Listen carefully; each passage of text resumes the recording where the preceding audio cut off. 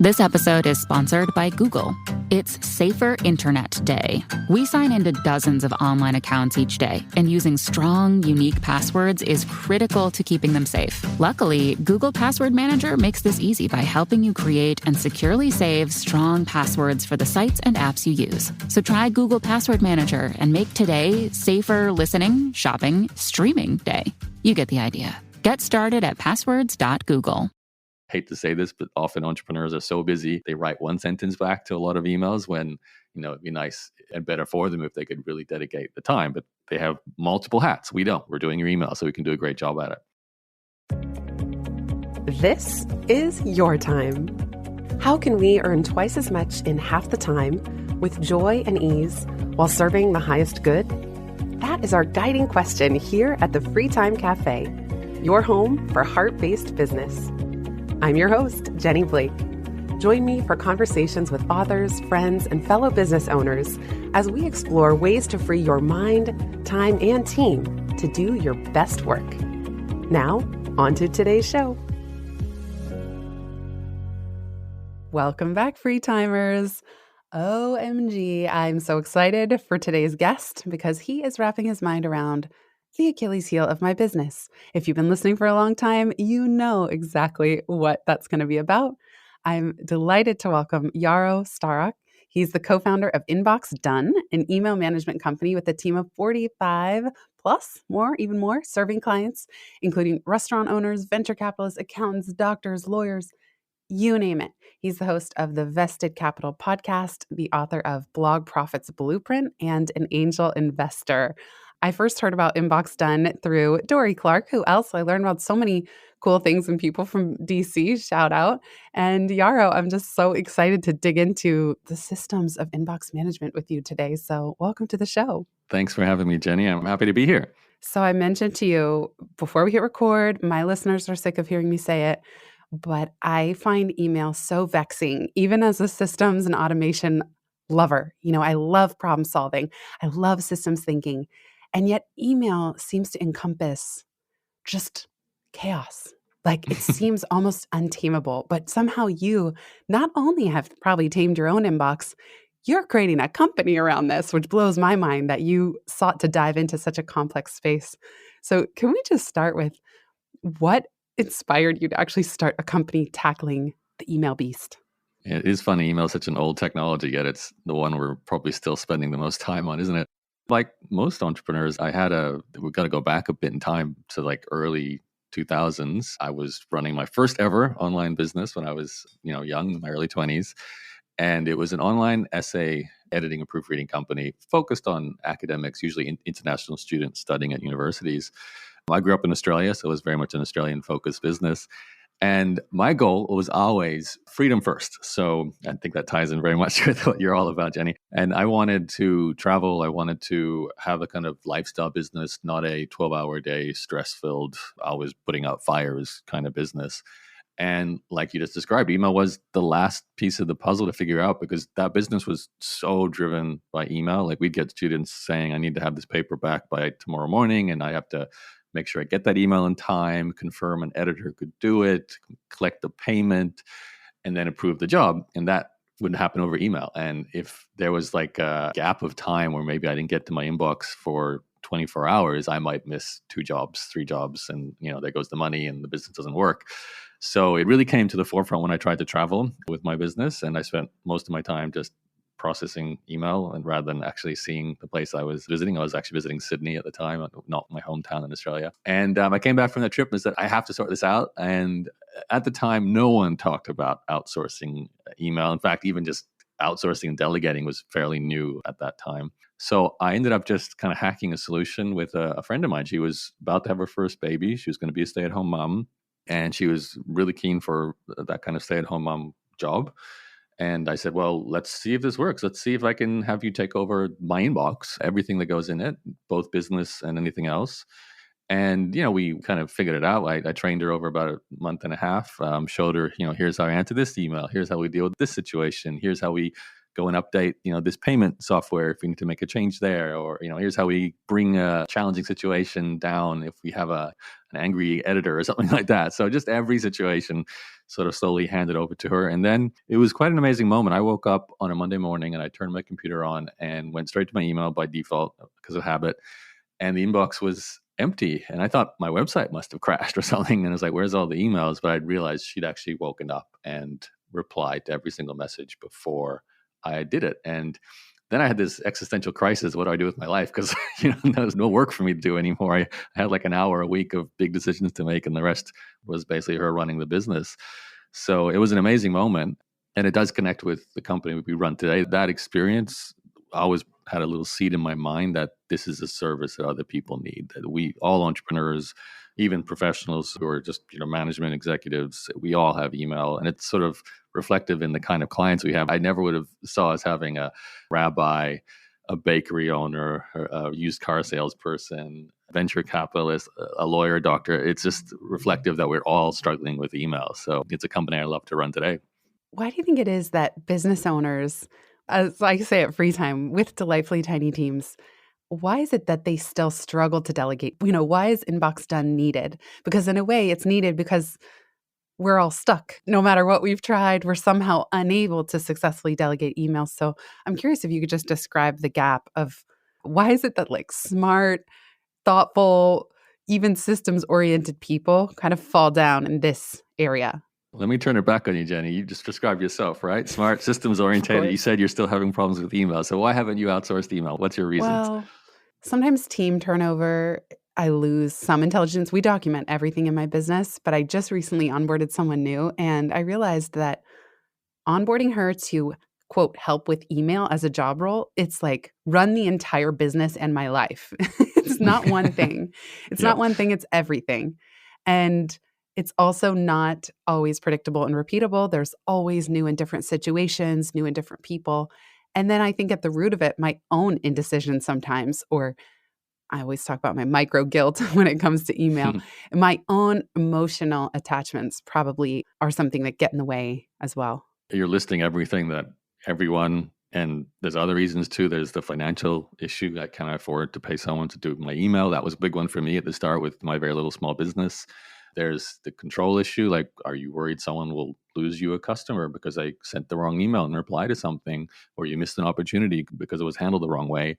Then there's just this weird thing that, well, I understand it, but I certainly never felt it. This feeling of I can't let go of my email because I have to be the one to do it. It's just part of my life. It's like an addiction. You almost need to go to rehab for email just to realize that it's not something you have to do. It can be done by other people. And that's probably what I spend most of my time going on podcasts for. I have to kind of evangelize this idea that email is something that, much like your bookkeeping, that you delegate to an accountant or a bookkeeper, or your website design that you delegate to a website designer, or your copywriting you send to a copywriter, whatever task it is. You go to the dentist to do your teeth. You don't do it yourself, right? So email, just for whatever reason, isn't something people default to think they can hand over to a person. Now, like you said, it's a complex place. So there can be also that challenge, that roadblock of not believing it's even possible. Can someone, like you said, run your entire life in business, putting another assistant in there? And I think that's actually one of the core tenets behind our company. Like, we built it as an email first executive assistant company, not a general VA company, which I think is where a lot of people tend to go wrong. And I don't want to say you're going wrong, but maybe like what you're describing in your situation, you've just brought on board someone new and you're thinking about having them take over your email. They may come into your company as a very talented, smart individual, but email is a very specialized area of what you do. So you need to kind of have not just smart, talented, attention to detail, great communicators, great writers, but you have to kind of come in there with some idea of like, what are they going to do? How are they going to build systems? How are they going to create automation, templates, procedures, and then deal with you? Like, how do they figure out, okay, I have to extract certain knowledge from Jenny's brain in order to do some of these emails. So I have to get her time. So we have a system, we call it a handover as part of our onboarding, where we do all that. And it's very much systematized. We're doing this for our sake, so we can very carefully take over email for the client's sake, so they are comfortable. We go through a draft writing process. We're not just going to start replying to your emails without you seeing drafts first. I can tell you more about that process, but that's kind of the nutshell. We have a system that gently and carefully and strategically takes over an inbox. And that's kind of hard to expect anyone to do if they've never been trained on it. And our company is one of the only ones that actually has that process because that's all we do. We focus on email. I love your focus on gently, carefully, strategically. And that also speaks to the high stakes nature of email, how it feels to the person handing it over. And I think part of the reason I want to come back to what you said about not hiring a general VA, because I agree. Every time I've tried to do that, email falls by the wayside. They end up doing other stuff. Email falls apart again because it's not the only thing that they're doing. But I want to go back to what you said of the emotional attachment to handing it off. To me, it seems obvious and pretty easy once I got used to it of handing off even high-level client communications, because there was a time in my business where I thought I couldn't even do that, but I got used to it. The part I find tricky are the middle business relationships where maybe they want to hear from me or it's kind of my extended network, or then on the personal side, let's say my Gmail inbox. So, like, how do you handle high touch relationships or even just light touch extended relationships where, I don't know, is it weird if one of your kind of extended business connections doesn't hear from you, but they hear from someone on your team? Do you step in? Do you respond to those? How do you handle those that are kind of fuzzier? Or your husband or your wife, right? Oh, yeah. The assistant's replying, No, my husband "What?" doesn't check email at all. He freed himself from that long ago.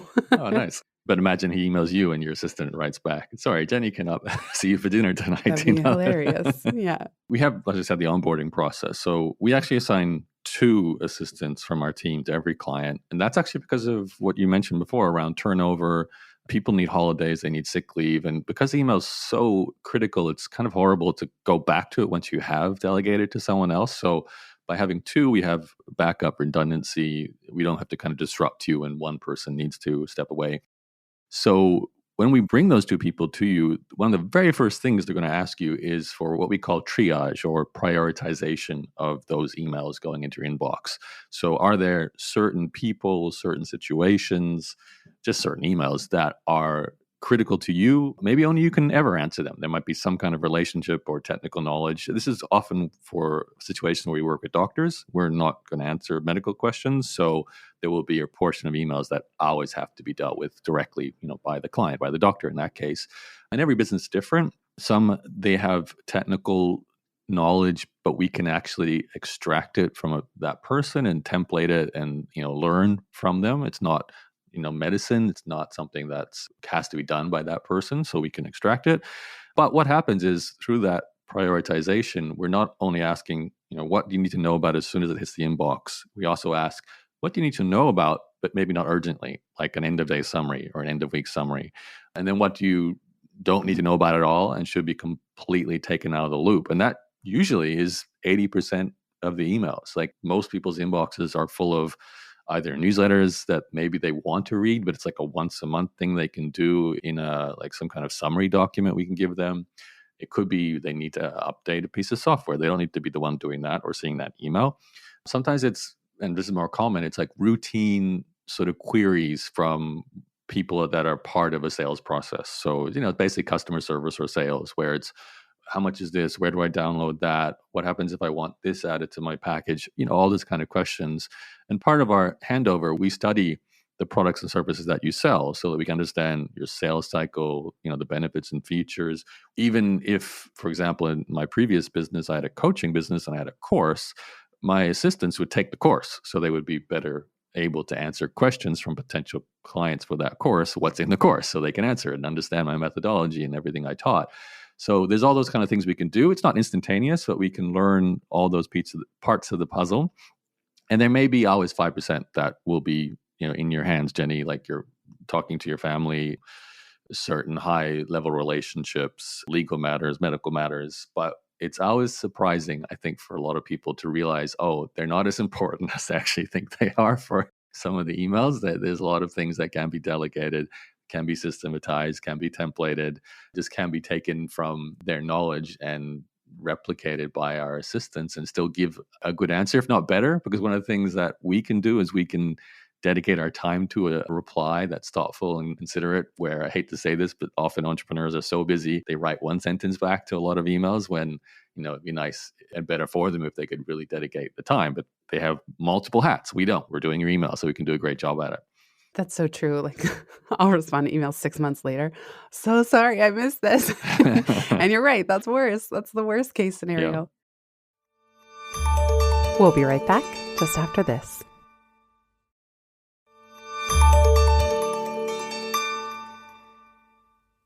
Walk me through the life of an email that we finished this podcast, and I'm not one of your best friends. I'm not your inner circle. There's no way I've been put on a white list with your team. And I write and I say, "Hi, Yaro. I love that conversation. It was so nice to meet you. Let's get together for coffee sometime in New York. Wishing you happy holidays." What happens to that email? So can you just walk me through how it flows through you, Yaro, your inbox with the parameters you've set? That's a good one. Well, first of all, we connected through Inbox Done. So that email you're going to reply to will go to the Inbox Done team. We have Armand and Ben as our inbox managers for our company, and they work with me because we're more on the sales side. Well, there's some crossover with other parts of the company too, but they're the ones who would see your email. And what they would do is they would already know who you are because they have already been the person to add your interview to my calendar. And that's the other thing we do. We do scheduling and calendar management. So what happens often with like a podcast situation, I'll be told that there's an interview with Jenny added to your calendar for this date through a Slack message. Not urgent. I see it whenever I decide to look at my Slack, and I'll see your entry into the calendar. So I showed up today for our interview. But what will happen if you did like a follow-up email after that? So they will know the context. That's so important with email, understanding context. So they can already confirm, well, Jenny is this person. She was on this podcast with Yaro. They've already done it now because we know it's past that date. So there's some kind of relationship established. And it's not like a random person just emailing out of the blue asking for a coffee with me or something like that. So what they would then do, because it is very in-person relationship type question, and honestly that's very rare, they would ask me on Slack. It'd say, "Hey, Jenny's just saying thanks for the podcast. She also mentioned, hey, since you're in New York and she lives in New York, if you wanted to meet up for a coffee sometime." And that would be up to me. I could write back to them on Slack and say, "I never want to see Jenny," and they'll write back a nice message to you, and it'd be very friendly. And sorry, Yaro's on the move; he can't meet you. I love it. Or they'll be like, "Sure," and kind of like up to me in those dynamic situations. I could say, "Let me just take over and schedule something with Jenny," or I could say, "Hey, can you get Jenny just to book into the calendar?" And instead of that being a Zoom call or a Riverside podcast, we'll know it's a face-to-face meeting. But really, the great thing is it's a wall of defense. Like Ben and Armand and my assistants in that case will adapt to whatever I want to do in the situation, and they'll be the front-facing, interface. Always friendly, always professional, no matter what I want out of that situation, and that's nice to have. So if you say, "You know what? Yeah, why not? I'll grab a coffee sometime," they would still respond. So they'd say, "Jumping in for Yaro. He had a great time on the interview too, and let's definitely get you two on the books for coffee." Like they would still handle that.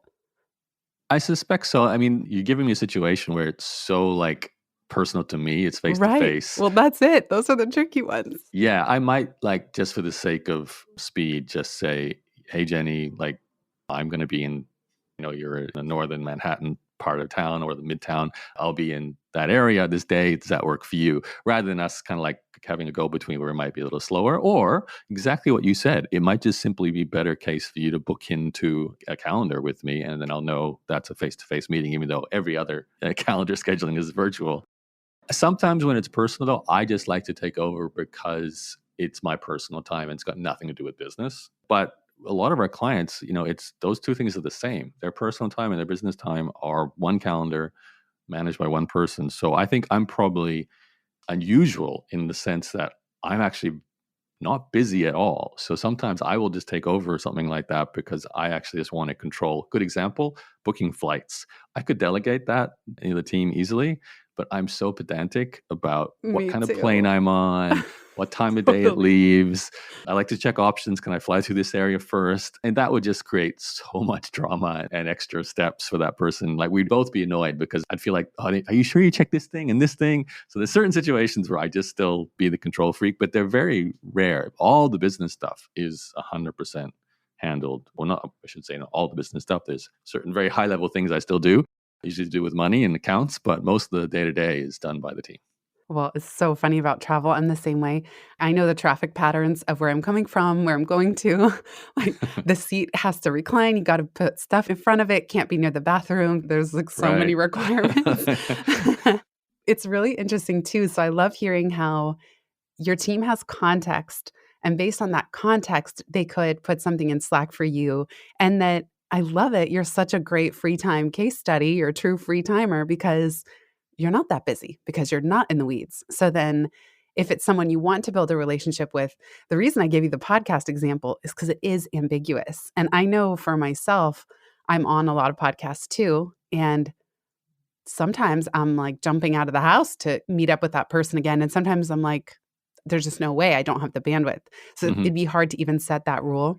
Do you have a rule that random coffee requests, in-person coffees, or let's say even Zoom coffees, do you have a general rule that the team knows to say no? Or do they always check with you? If someone says, Yaro, I'd love to get together and learn about XYZ. I mean, I won't say pick your brain because that probably gets an automatic no. I stepped a little bit more behind the scenes when I started Inbox Done. I mean, it became more and more behind the scenes. I totally understand where you're coming from. For back when I was front and center with my blog and my podcast, and I was selling my course because I was the personal brand. I was the coach, the mentor, the person giving advice. So it was way more common to get that kind of pick your brain, or, oh, you're in my town, let's meet up. Again, that's a situation where I would very much case by case it. For my coaching business, it still exists. I have an assistant there as well. It's much smaller, much more side hustle.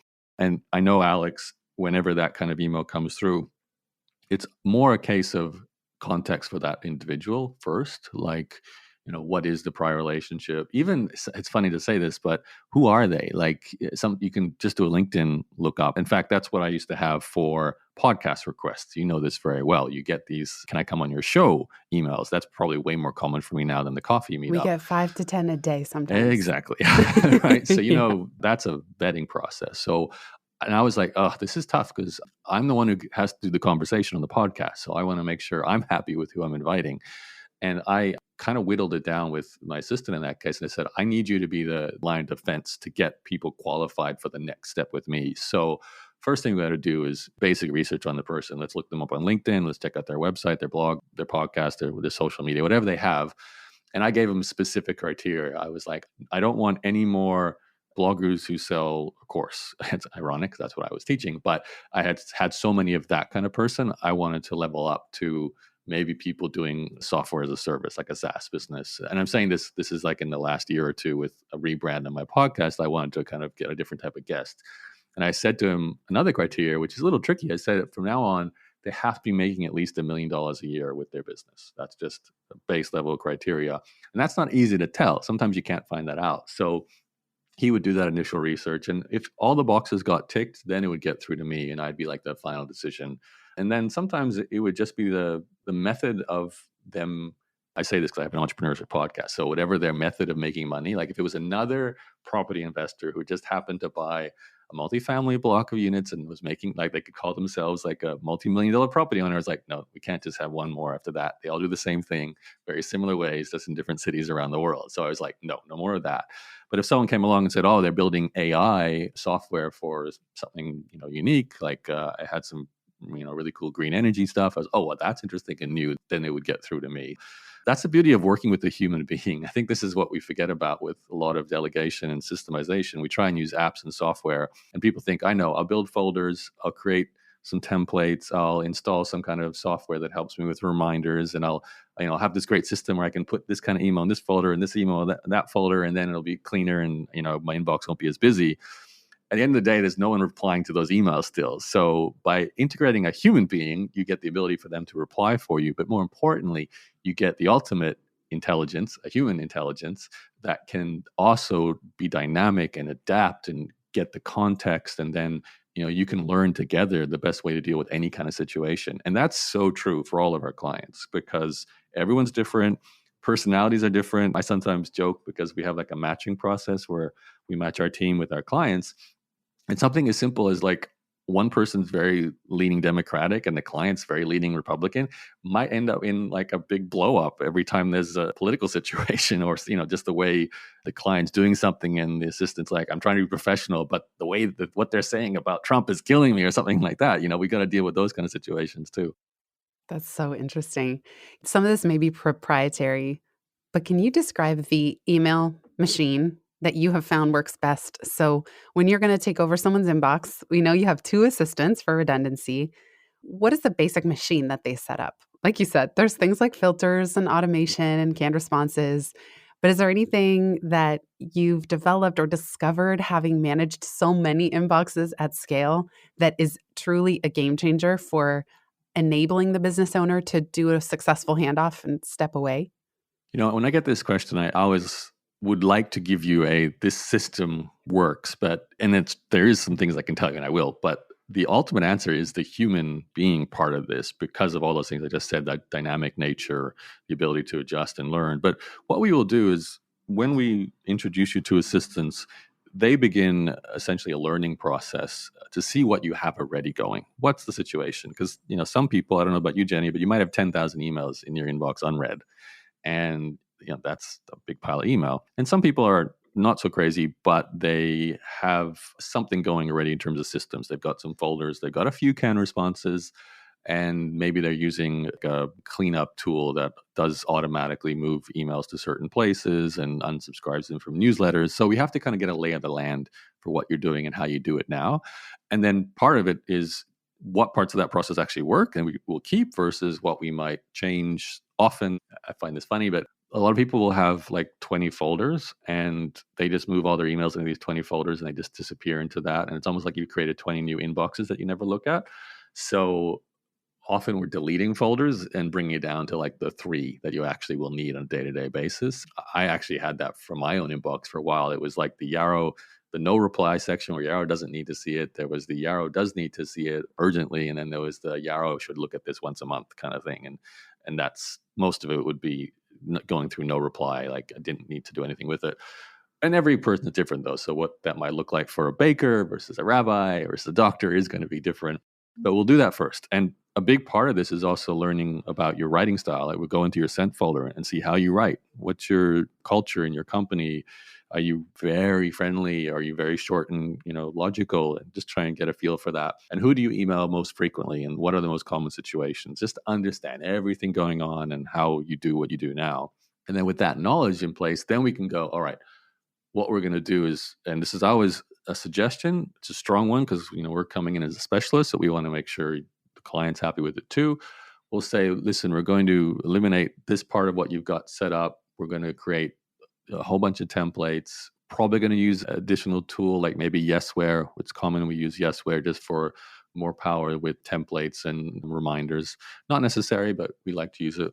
Then we're going to very much create documentation for processes. We call them SOPs. Most people know what that is, a standard operating procedure. It's not complicated. It's often just a Google Doc that documents not just the email part of the process. Like a good example, you get a new client, and as part of that, you have to send a welcome email back to them. You have to inform maybe another team member to onboard that client. Maybe you have to update CRM, like a customer management software, create some tasks in a to-do list software, issue a receipt. So there's these procedures that are triggered upon a new client coming on board. And we document, okay, this email hits our inbox, do this, do this, do this, do this.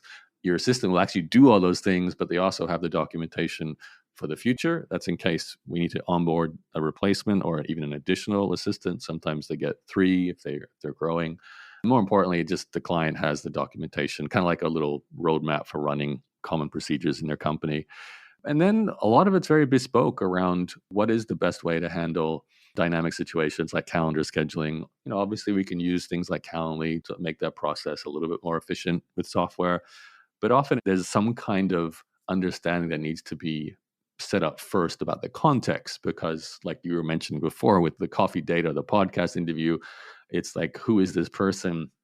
So sometimes there needs to be a dynamic human powered criteria first, and then a procedure triggers. So it's like, oh, this person qualifies for the podcast, all right, trigger the podcast invite procedure, get them on the show, get them in the calendar, make sure we collect their bio information. I'm sure you have something like that already, Jenny. So a lot of it is just procedures we will bring in adapted to what you do on a day-to-day, week-to-week basis with a little bit of software like a Guessware. But most of it's just Gmail or Outlook. We can do a lot just with the tools in there. Do you have your team send you a roll-up or a report or anything at the end of the week or the month? Like you had mentioned at one point, maybe a daily summary or, do you just get any high-level report that they synthesize from all this? And this is from me. Again, our clients, everyone has what they want. So what I have, and I'm a client, I guess, for our Inbox Done management team that manages me for our own company. So Ben and Armin are my assistants. Ben gives me a daily summary of bullet points of what he did that day. And that's just a little thing I like to instigate because I want to make sure I have a kind of a touch point for what's going on. I don't need to do anything. I can read it or not. And then there's once a week a summary of the status of leads because I'm basically the CMO, so the Chief Marketing Officer. So I can see, okay, Jenny showed interest on the podcast. Have we got her to a discovery call yet? And, Ben will list all the people and where they are in our sales process.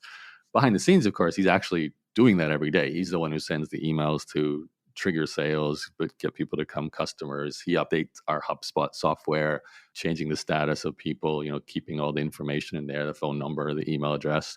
So I get those things. And then I will also get kind of high level or Yaro specific things dropped in Slack. So actually the podcast is a good example. Like I will, because we've had some situations where I've just missed the booking because it never got into the calendar. So we have like triple checks now. Yaro, don't forget, you got to show up for that podcast today or tomorrow, that sort of thing. So whenever those kind of situations arise, sometimes it's fun stuff like, hey, this person just signed up, or hey, this person says they know you. It can be very random. My co-founder, we were sort of the top decision makers. So if there'll be a big decision about how to deal with a unique situation, that will be floated in Slack first. But really, like 95% is just happening in the inbox and I'm just not seeing it. A little bit comes through Slack. What I used to have when I was sort of more like I said, the personal brand with my coaching business, I used to have that like a 3-folder structure plus Slack. So again, Slack was for urgent decision making or routine recap information. But then I also had a Yaro folder, and I still have it for all my businesses, where certain emails will be put in it, and I check it once a month. And more often than not, there's nothing critical in that, but it might be like, an interesting newsletter, some kind of relationship building that's not urgent, that's only I can do. Could be information about an event I'm attending. It's just in there for me to access when I go to that event. I used to have, like I said, a 3 structure. So I have the folder where I'd look at for my newsletters and research type info, and I might look at that once a week. And there was the stuff I knew I had to reply to urgently, and that's where I would find it after I was told about it on Slack. And then there'd be like another folder full of nothing that I don't need to see at all, but it might be related to me. Like, you were mentioning this or something good happened, but you don't need to know about it kind of thing. But it's very bespoke and dynamic. So every client will be different. Like Jenny, you might decide, I love this idea of a daily recap. And I also love the idea of like following up on what our leads are for signing up for coaching with you. And then maybe you want a summary of your podcast stats, your downloads sent to you once a week. And, what was the top episode for that previous week or something like that. And then we do that and we just, build that for you. We'll be right back just after this.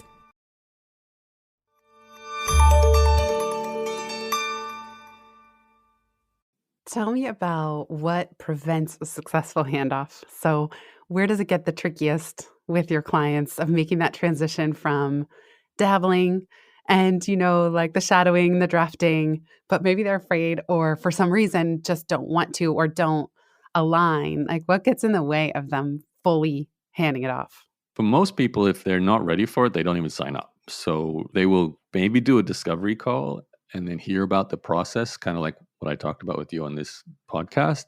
And they go, I can't see myself being comfortable with a person doing half of the emails. Like they're too specific to me, or I'm just not ready to be out of the loop. And then we come back and say, but you can be in the loop still.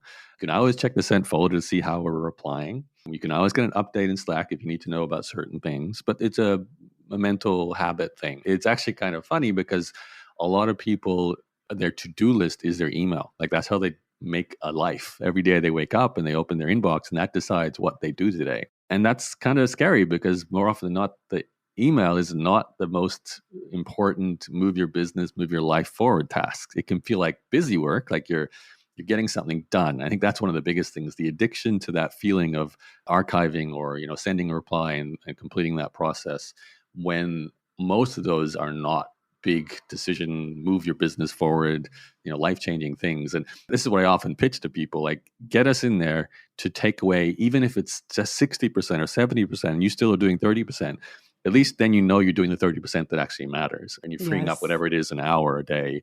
And you can use that hour to write a book, start a new marketing campaign, create a new product, go to the gym, see your family, go travel. The benefits are huge, rather than just feeling like, oh, I got to clear the inbox and that was your achievement for the day. So outside of that, the other kind of major concern, I guess, for a lot of people is just budget. So, there's a certain type of business, like at a certain size, that this becomes realistic. Like if you can't say $2,000 for a couple of assistants per month is not going to return the ROI in terms of time back, mental freedom, relaxation, those things, as well as potentially just growth in your business, then you're not quite there yet. And you might need to see what you can get done internally just with some basic systems to start with, but plan as soon as you can get to that level where you can justify the cost.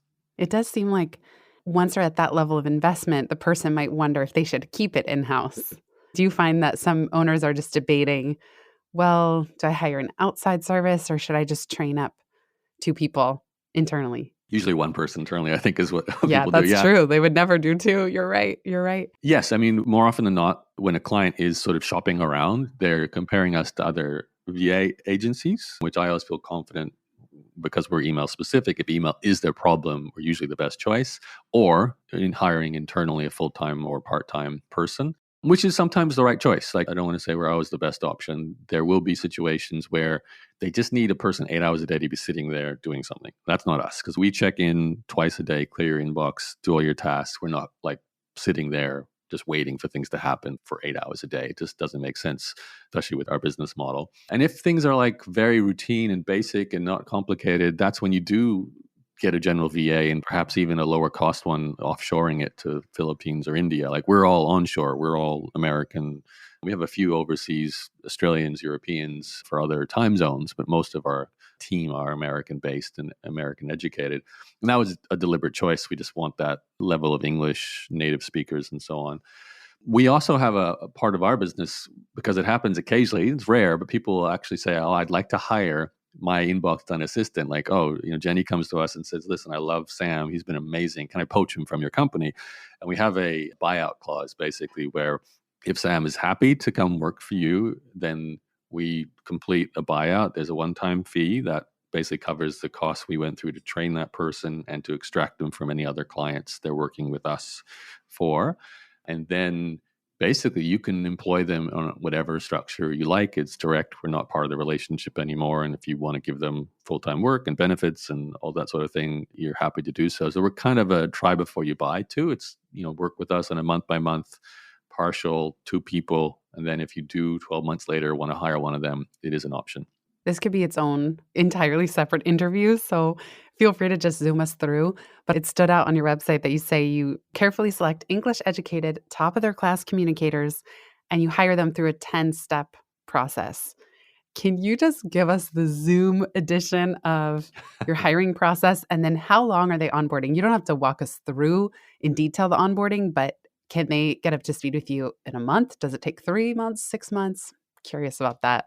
The onboarding is, again, everyone's different, but we have 2 phases. We have a matching period, which takes 2 to 4 weeks, and then we have the first 30 days of service. That's what your first payment covers too. So really, you sign up, you make a first payment, you're paying for 6 to 8 weeks of us working with you. Will you be 100% up and running at the end of that period? You definitely will have the basics done. There may be the second month where you're really nutting out some of the more dynamic situations. Obviously, every week there could be a new email that hits the inbox that we've never seen before. So that's always an ongoing learning process. All the documentation, the knowledge base with the SOPs, we're always growing that whenever new situations arise. So I like to say you will feel really comfortable after 3 months, but you will certainly notice the impact after just that first period, that first month. Often what happens though is because we focus on email and calendar. We do that first, and we get that really well covered in the first month, maybe two. And then the third month, it's like, well, we are an EA service. We can do everything an EA can do. So that third month, they might say, oh, could you take over our social media inboxes? Instagram, LinkedIn, Twitter, all the messages coming there. We can treat that like another inbox and build a system there and reply for you there as well. Same with social media in general. Maybe you're running Facebook ads and you're getting a lot of replies to your ads. We can reply to those replies, be like a customer service social media person as well.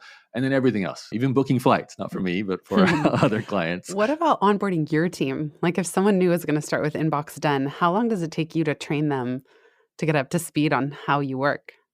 The hiring process is what you'd expect in general for like a EA position. So we're going to be checking background. We're going to be expecting a certain level of English to start with, broad technical ability, because it is a technical role. You're dealing with software and services and expected to be able to learn new things with tools quickly and easily.